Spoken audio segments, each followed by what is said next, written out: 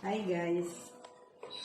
Ito po ay may papakita ko ako sa iyo aking lulutuin na fish ball. Ang mga ingredients po niya ay lalagyan ko ng carrots, sibuyas, kinchay, 3 egg, lalagyan ko ng 1 tasang harina o kaya kung anong harina kahit na pagko. Then, asin. Syempre, maasin po. At paminta. At hindi nawawala ang sa mix. Okay.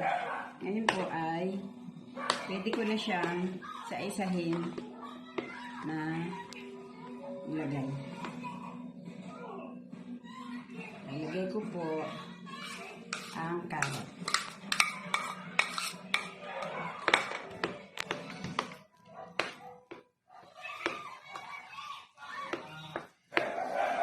Susunod ko po ang sibuyas.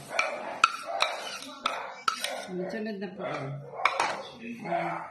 kinchay.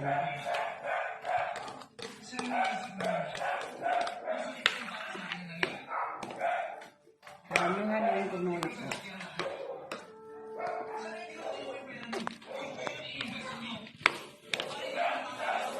Masakit pala. Masakit.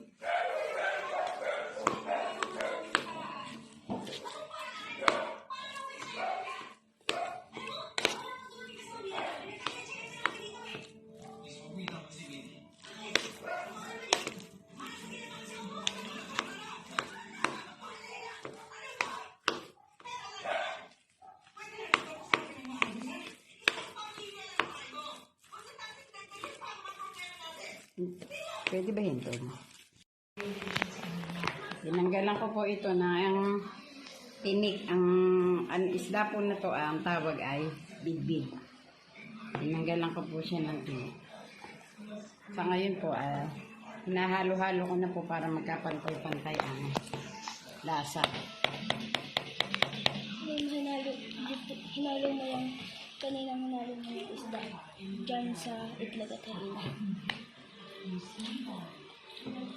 Pinalo ko po ito, yung isda na to, bilbil, dito sa itlog at harina na may paminta. Nahalo ko pong mabuti para ano siya.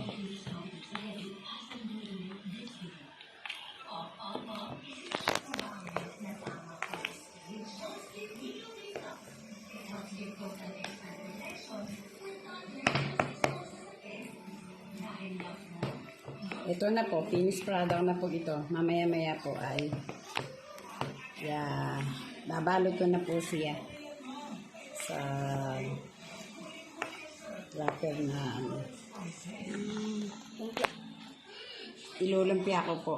Yung kalahati po, palumpia ang gagawin ko.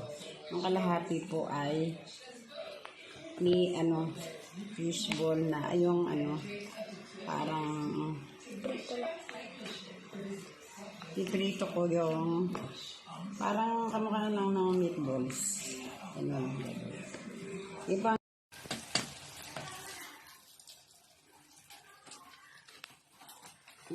Tapos na yan.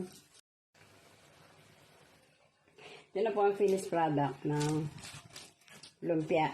Pinalot ko po siya sa wrapper para dalawang siya.